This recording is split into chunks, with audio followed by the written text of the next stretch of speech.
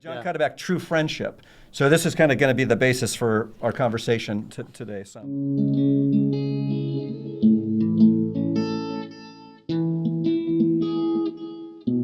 You're listening to Fish on Friday.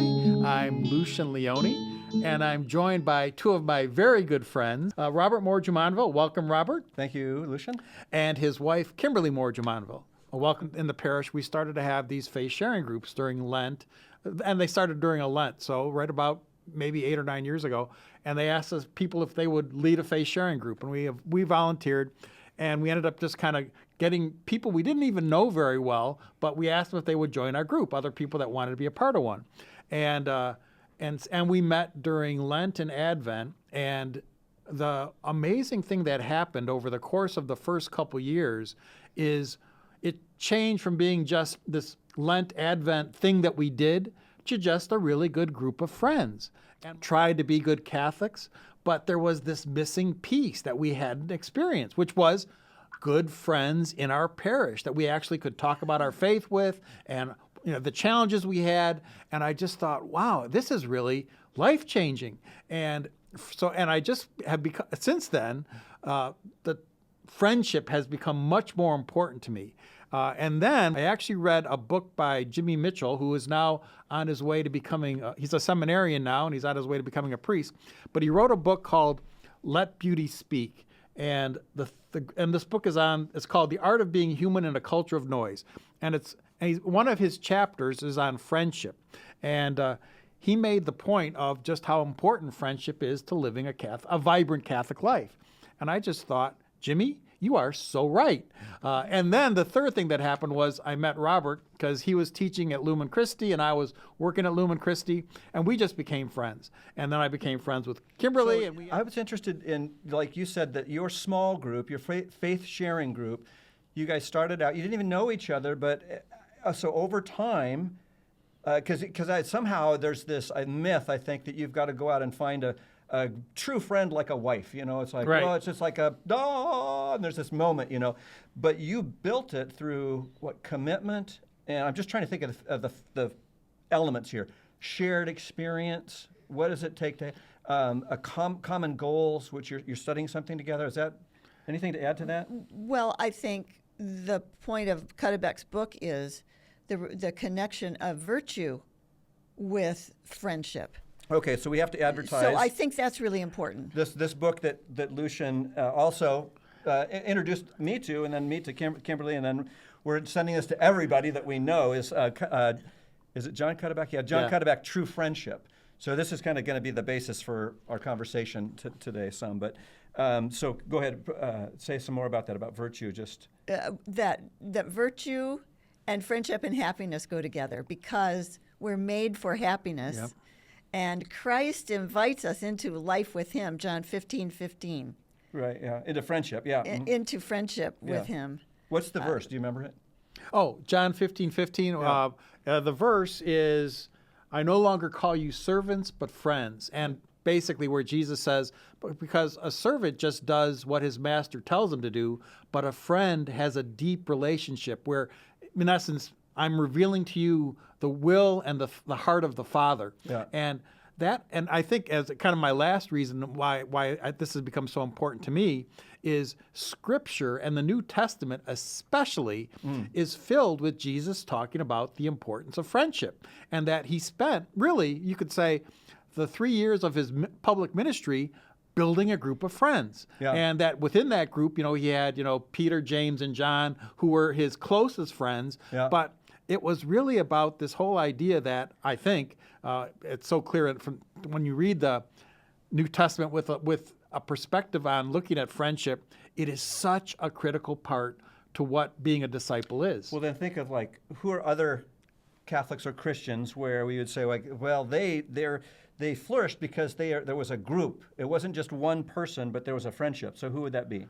What other people in history? Well, the one that always comes to my mind is because I've become a huge I don't know, a lover of the North American martyrs, and obviously the whole Jesuit order was first a group of friends in Spain and all that they did to create the order, but then more close to where we live, this whole area was really the reason why we're Catholic here in the Great Lakes region is really because of the Jesuits that came to this country in the 1620s to the 1670s, and settled first in Ontario, but then came up into the UP and Mackinac. And so the friendship that those men had was just, I think, a very important part of what shaped this region. Yeah, I mean, it exploded into the gospel success of, And Augustine's another one. We can't think of Augustine without thinking of Ambrose. Yeah. And Monica, who was his mother, but also a spiritual friend who prayed him right into the hands of God.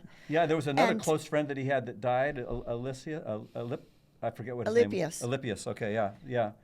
Yeah, so more recently, Tolkien. You can't think of Tolkien without thinking of Lewis, right? You can't think of Lewis without thinking of Charles Williams and Owen Barfield and the Inklings, yeah. right? Yes. So the friendships end up cheering each other on, towards virtue. Yeah. So there's so much. I mean, we've already kind of gotten into a lot of these topics, but I think a good place to kind of go right now would be you alluded to it, Kimberly, which is the connection between virtue, happiness, and friendship. And and I'm just going to read a line from Dr. Cutterback's book. And the line that this was one of those, I read this line and I thought, wow, that is like mind-blowing. And this is on page 15, and he says, the main point of this book is to examine a bedrock truth of pre-Christian and Christian civilization. True friendship and virtue are inseparable. You cannot have one without the other. Together, they are the key to human happiness. And that was just helping me to understand, because for a couple years I've been thinking about the virtues, because down when I was working at the Catholic schools in Jackson, we were learning about the virtues and they were integrating that into the curriculum. But it wasn't until I read this book that the connection between virtues and friendship and happiness became so clear to me. And then it's just like, once you hear that, it just makes sense. It makes sense. Because you realize, happiness in this life, you can't be happy by yourself. I mean, even the fact that God is love, that's why he's a Trinity. Has to be shared. It's It has to be shared. Yeah. God is fundamentally relational. Yes. And it's like, and therefore, if we're going to be happy, we have to have strong friendships. Yes. With our spouse, with our kids, with our friend. Anyway. So let me just do something with he says this is the pre-Christian and the Christian. So pre-Christian, we're talking about Plato and Aristotle. When it comes to, let's just begin with flourishing, human happiness. What is human happiness? We all want to be happy. There's nobody out there, I want to live an unhappy life. And we all want happiness. Yeah. What does that mean? Jesus, in the lectionary, we started in Matthew and we've gone through the Beatitudes recently, right? And so the Beatitudes are the blessedness. Blessed is he, happy is he, one of the translations. We're talking about human flourishing here. What does it mean to be a contented, human being and it's like, well, just like you said, friends. And most fully human. Yeah, and most fully human. And then what kind of friends? Well, okay then. Now, what kind of friends? So that's what kind of friends do we want? Yeah. We want virtuous friends. Yes, because the person who is not seeking virtue can't help us be happy. Can't help us be more human? Can't help us be more human. Yeah. That's fascinating to me. Yeah. That it's the person who is seeking virtue who can come alongside us. I guess because love and truth and goodness are all embodied, and friendship becomes embodied in another human being, so that we're not just pen pals here. We're not just thumb pals. Right. Yeah. On the text. We're not Facebook friends only, right?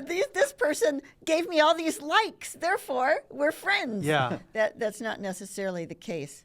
So that's really interesting to me that happiness and virtue and friendship are related, like you said, and that takes a lot of plumbing the depths to really explore that, because God made us to be happy Yeah. So if and God, to be in relationship. if God makes us to be happy, is it that the virtuous friend? Let me back up. So if He made us to be happy, what does that mean? It means to be more Christ-like, right? To be more, go with me on this. To be more fully human is to be Christ-like. That's my best self, my happiest self, my most contented, peaceful self, is to be more like Christ. Therefore, a friend who's helping me become a better self, a virtuous friend, is going to make me more happy. Am I doing the logic right on that? Well, I think your logic is completely right. But what I think is, I'd even add to that, Yeah. it's like this was something that even Aristotle, Yeah. well, even before Christ, Yeah. Yes. the Greek philosophers understood that this connection between virtue, happiness, and friendship, that's why he says pre-Christian times, right. that they even understood Right. that true happiness, and they understood that happiness didn't mean, oh, life is good. They understood that happiness was this deep sense of contentment and fulfillment and purpose in life. So Well, Cicero also was Roman. He is pre-Christ, and he agrees in his essay on friendship. Yeah. He's right with them, Aristotle. So let me just Plato. pose the opposite of that, and why we're having problems with friendships and community is because maybe the modern definition of happiness is me. Yeah. Right? I get to decide. It's Right. all about me. It's the ego drama, as von Balthasar talks about. So it's about me, and it's about freedom. Well, freedom means that I get to go and just do whatever I want to, right? I mean, that's My like, way. I do it my way. I have my way. Yeah, that's right. But Bishop Barron says that's the theme song in hell is "I'll do it my way."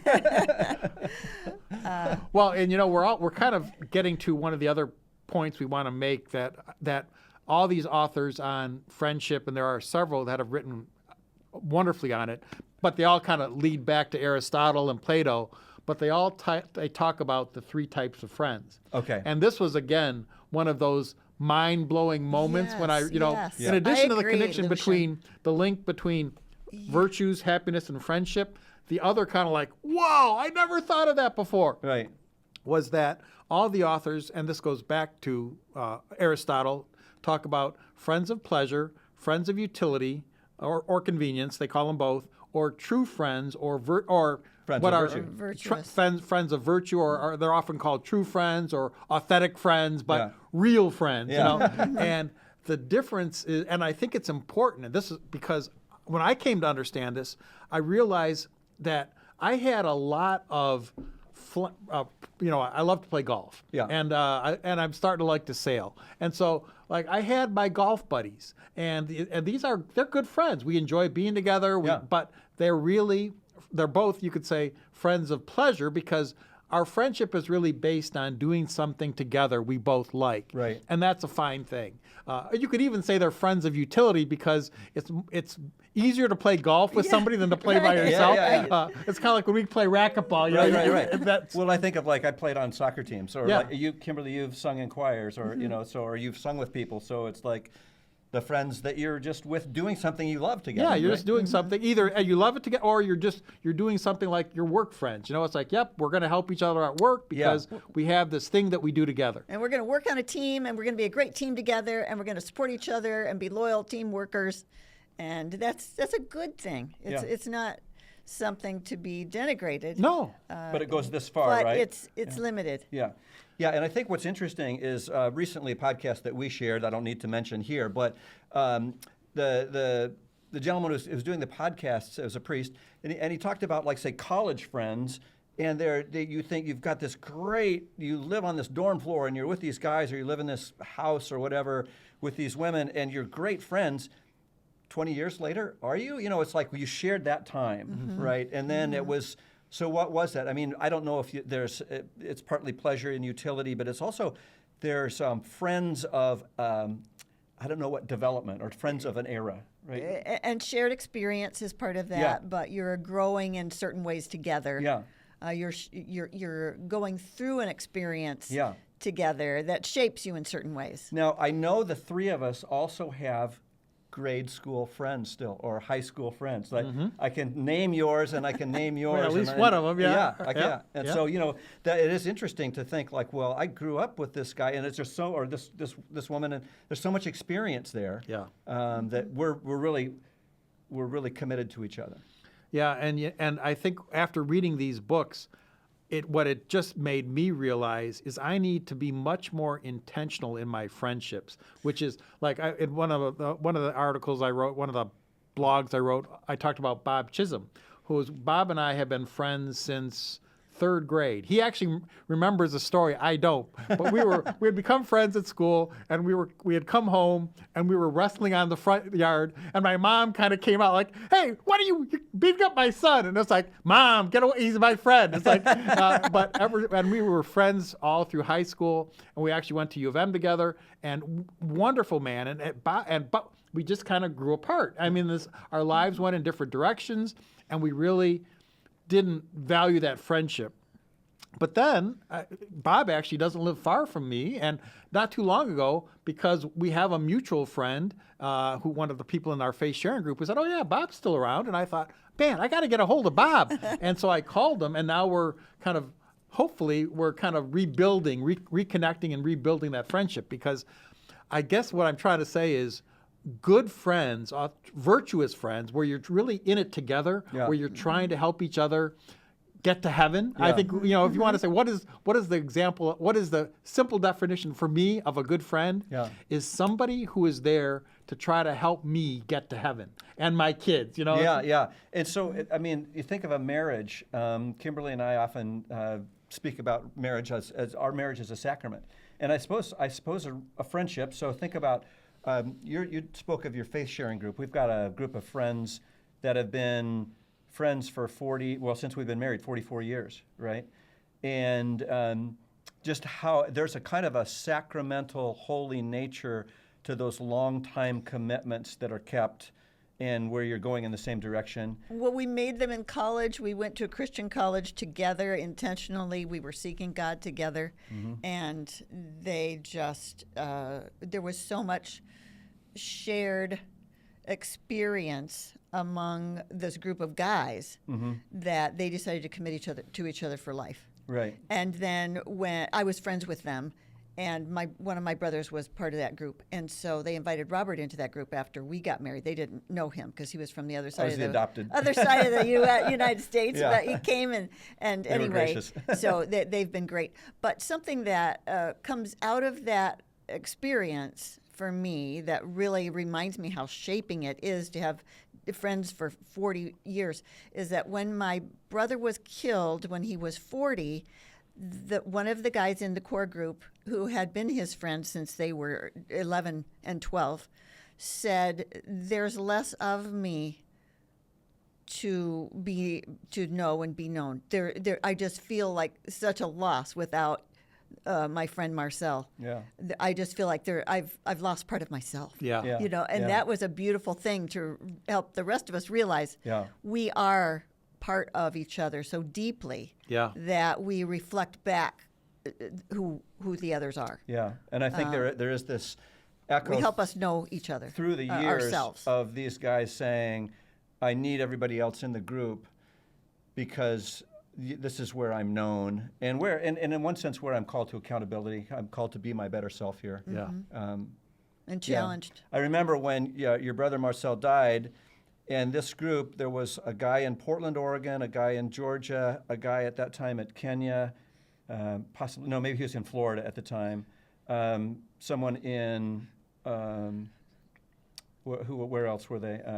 Kansas maybe, and then New Jersey. New Jersey, too. yeah. Kansas and New Jersey. Yeah. And then when we got up to And where Seattle. Seattle, yeah. When we got up to where the funeral was in northern Michigan, up in West Branch, we were going down just going down to the funeral to be seated, and there was one guy, and we just kind of looked down the line. All 6 of them were there. So it was At just the funeral, at and the we funeral. just wept. It was so meaningful. Yeah. That Yeah. kind of They commitment. shared Yeah. that love of my brother with us. And I think I we as Catholics, as Christians today, the value of friendship is just not talked about. You know, I had mentioned before we started recording that I looked in the podcast. I'm sorry, I looked in the Catechism of the Catholic Church on friendship, and there's like 1 or 2 lines where basically it's about how God, you know, calls us to be His friends, but virtually nothing about the value of friendships between Christians, between believers. Right. And it's just like, wow, this is. It's something that I think we just, until you have that kind of personal experience Right. of the difference it makes in your life, it can easily just kind of be overlooked as like not essential to Catholic living. But I really do think it is a fundamental that if you want to have a happy life, Yeah. you need to have virtuous friends. Yeah.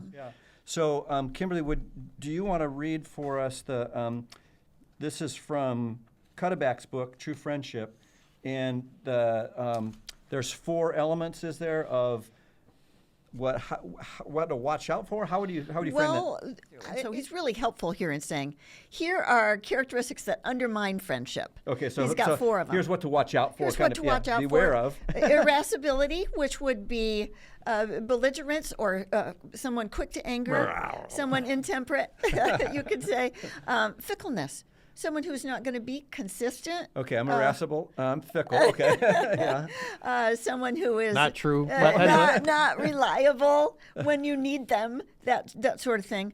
And someone tossed about by every wind and yields to every word of advice. Someone who can't quite stay their course in their own life. Suspiciousness would be another one. Okay, so is irascibility. What was the second one? Fickleness. Fickleness. And suspiciousness. Suspiciousness, okay. So someone constantly driven by curiosity.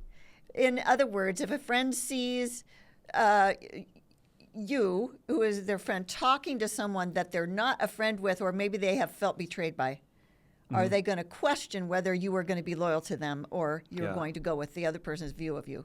So that would be Or maybe even difficult. just questioning who you are. Yes, doubting. Why did you do that? Sure. Yeah. Sure. Not believing in the best of you. The 4th characteristic that would undermine friendship would be verbosity. Someone who is in a hurry to speak or speaks too much or too long or takes too much energy and suddenly there's no more time left.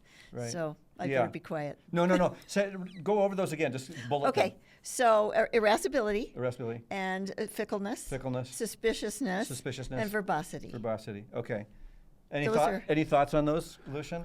Well, you know, I think you could easily, because I tend to think in terms of the virtues, and you know, you have the 4 cardinal virtues of prudence, justice, fortitude, and temperance, and it's almost like, though I'm not doing that in my head. Yeah. It's almost like the vices, the corresponding virtues to those vices, are probably a good way to suggest not somebody who's high on the vices as opposed to high on the virtues. Yeah. Probably not going to be a good friend. Good. Okay. Good. I remember when I first read this, I thought like, you know, I mean, like, where am I talking too much? Where am I fickle? I mean, so I think it's kind of like, in a way, if you talk about a personality test and you think like, oh, I guess I'm pretty passive. I'm not, you know, or whatever it is, you know, right?